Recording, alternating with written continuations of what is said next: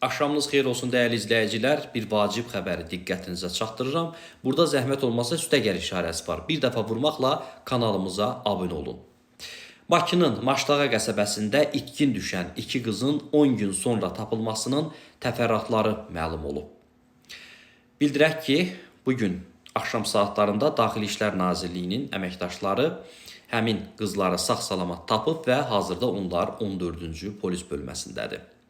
10 gün sonra tapılan Aygünün anası Aksana Hüseynova qızların bir qadının evində qaldığını deyib.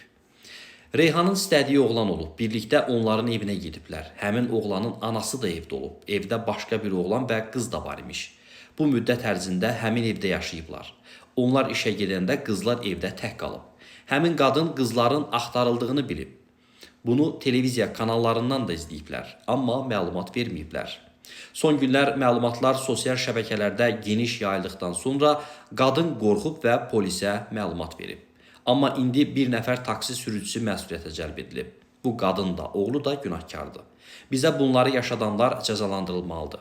Saxlandığı deyilən taksi sürücüsünün nə etdiyini bilmirəm.